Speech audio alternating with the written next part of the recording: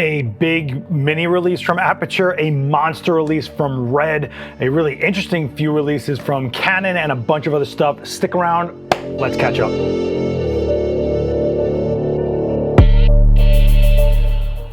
What's going on, everyone? Seth Miranda here. This is Adorama Rewind, and I know it's been a minute, but a bunch of stuff has popped up. So here I am popping on the channel, let you guys know all about it. So let's just jump right into it with Aperture. Yep, Aperture put out a little 12-inch tube that's got a lot of big features in it, including 36 dense pixels in there. So what are the pixels? Well, if you pop over to the video I did on AdoramaTV, which is like a short, you can actually see as it changes colors, it's really a gradation. And that's kind of what you get when it's about the pixel density in a tube instead of just about the diodes that are just piercing through the diffusion or just like boom, boom, boom.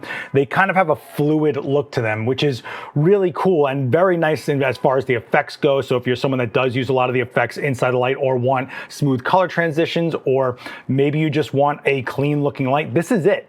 The other thing that's got is nice flat points that you can grip easily to, because it's not such a tube. It's got flat sides that allow you to use things like clamps, and it's also magnetic. They can slap on some metal surfaces. So if you are in the Aperture system, this thing works really great with the Sidus app. So if you're got all your other fixtures in there, you have the same control right there in the palm of your hand, and everything works seamlessly together. So if you are in the Aperture system, if you're looking for a tube option in the Aperture system, this might be it for you.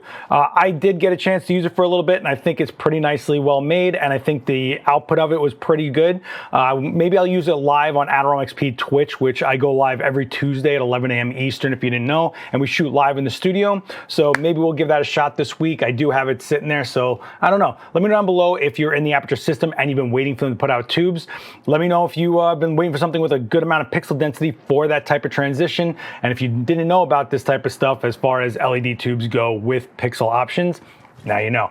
All right, let's jump over to Canon, who put out a really interesting little PTZ camera. What is a PTZ camera? Well, it's a robotic head, basically. It can pan, tilt, and all that kind of stuff. It'll move on its own. But this thing, no joke, is like this big. It comes in this light gray and black, which the black, if you ask me, looks very Sith, you know, a little bit of the dark side on that one, but it looks pretty cool to me.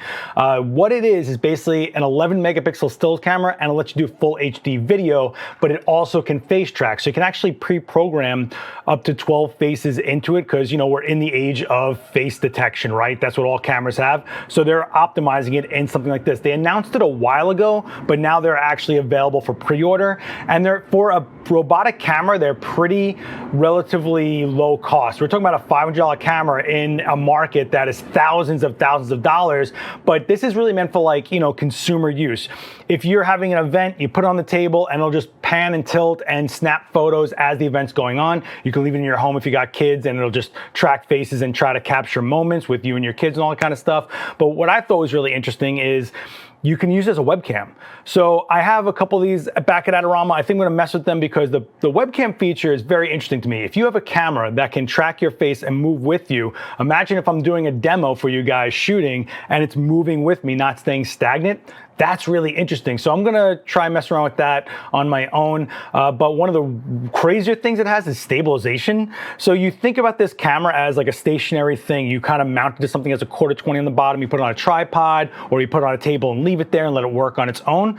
Well, it also has stabilization, so you can physically walk around with this thing and, I guess, vlog. I don't know, it's kind of nuts what they put together here, and it seems like a type of technology that we haven't seen too much in the consumer space, and it's Canon, so, you know, it's from a good brand, and also it's for this day and age where you might want to be able to share it really quick with the app they have built in there, you know, getting the video onto your phone, right to your phone, or the stills that it takes as the event's going on. So check that out if you're curious about it. I think you probably all heard about it for a while. It took a minute for it to go from announcement to actually pre-order. So check out the link down below. There's a whole article on that. The other thing that Canon released, though, is a couple of lenses. So the RF 24mm 1.8 and the RF 15 to 30, f4.5 to 6.3. And if you want to see the lenses in action, head over to AdoramaTV, where we let our guy Josh Katz have some fun with it at the skate park here in New York.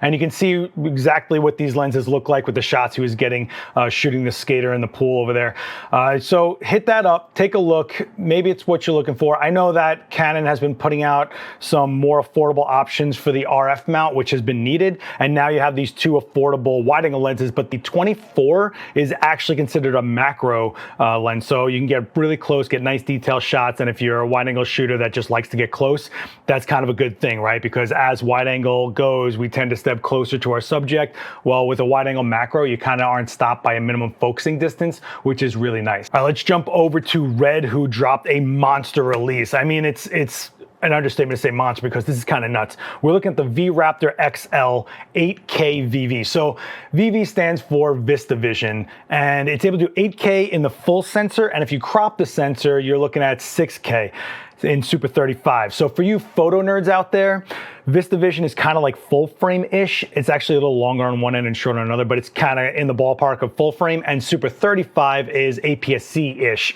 So 8K in full frame and 6K in APS-C, if you want to think of it that way. This is not an expensive body at all. We're talking about a $40,000 base kit and a $50,000 production kit where you get a monitor and some other things along with it, but it also has a lot of cool features to it. We're talking about a unified body, integrated I/O, interchangeable lens mount. I do think it comes with a PL off the bat, an RAPL. You've got gen lock, all the usual stuff, 2 to 7 stops with controls down to 1/4 of a stop, and all the other pro bells and whistles you might want out there. So if you are someone that's interested in Red, I think this is way more of a rental play, right? Not a lot of people are going to go out there and buy it, or production teams are more likely to purchase and stuff like that. But as individual users, you're probably going to end up renting it. But it is cool to see how far things are going right now, and you can see how prevalent 8K is becoming in the industry. You know, I remember we were chasing 4K for years. Well, now we're looking at 8K full frame cinema cameras. Kind of bananas. I know this is kind of out of reach for a lot of people, but it's important to know where the toppest of ends are and where things kind of trickle down tech-wise to consumer level. And we've been seeing 8K come out in the mirrorless full-frame market for a while now, and now we're looking at more and more options in the full-frame cinema market. So this is kind of nuts, and I mean, it's Red. I mean, it's a legacy brand. You guys know exactly what Red's about if you've heard of him.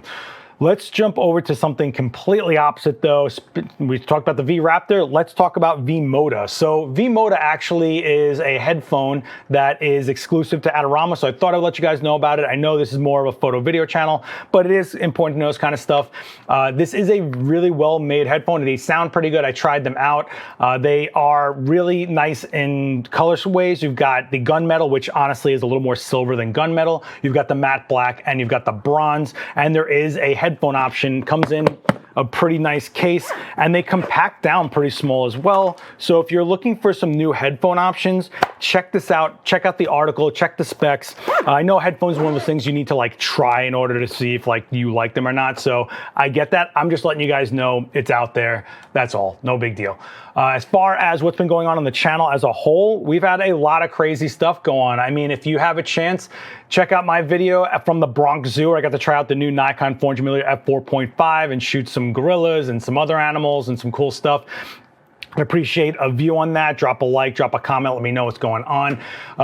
Also, David Bergman killing it over here. We're talking about, does aperture change with the size of your sensor? Because we all talk about equivalencies in lenses going from full frame to crop sensor and stuff like that. And there's this misinformation going on out there forever about, does it affect the aperture? And I know some YouTuber out there said something somewhere. Listen to my man, David Bergman. He's a Canon ambassador, a seasoned veteran, a very well-respected pro in this industry, and knows what he's talking about, because when he does these videos on Ask David Bergman, he does all the due diligence he can to research it fully so he gives you the proper answer from all angles. So check out that video. A lot of props from me to you, David Bergman. Sorry if you guys are here in the street out there. Brooklyn. And if you guys didn't know, we have a new channel out there, Adorama XP, which is basically our gaming and PC type channel. And I jumped on there this week to talk about the new PC that we got going on inside the Stream Lab. So if you're a bit of a PC nerd, check it out. If you're a gamer, check it out. I know that this is about photo and video on this channel, but I know there's plenty of people that cross-pollinate to the game world. I mean, look, it's my generation. I grew up on video games. I know some of you did too. So come join us on youtube.com/AdoramaXP for Adorama's gaming community. All right, shout out of the week is gonna go to this woman right here, Valeriia Kogan. I think her name is Lyra Kogan on Instagram. She's working hard out there and she is in our Discord sharing all types of work. So I'm gonna share it back and let people know about her page. So go check her out, tell her I sent you, say what's up, drop some comments, hit follow. This woman is working hard out there and is trying to up her game in every way possible. And if you haven't joined the Discord, check it out at adorama.com/Discord. She's in there sharing some work and you can as well. Question of the week. I want to talk to you guys about 8K video. We talked about that V Raptor XL.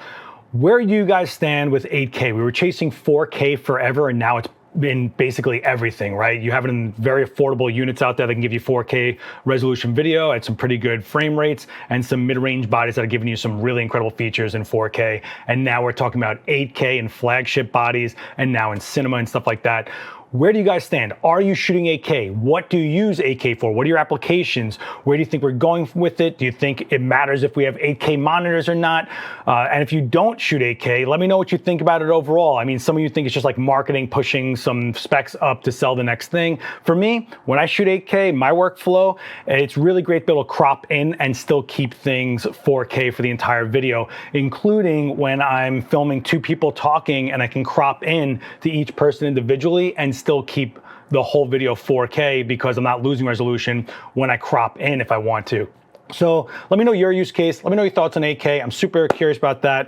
And guys, do me a favor, hit like and share this video around, hit subscribe and the bell so you get notified when we put out more videos like this. Adorama puts out 2 videos every day almost. Check out Adorama XP, the gaming channel. Check out the Discord. Check out the Twitch, which I go live every Tuesday at 11 a.m. Eastern time. I'll put, you know what, I'll just put a bunch of links here and I'll just let you guys look at it for a minute and you guys can just null over all the stuff I want you to check out. And I really appreciate if you did. Of course, all the links for everything we talked about is down below. My name is Seth Miranda, last ex-witness on all social. Yell at me on Twitter, join me on my own YouTube channel, and check out my work on Instagram. But for now, this summer is killing me. I hope you guys are all doing well. Take care of each other out there. Later.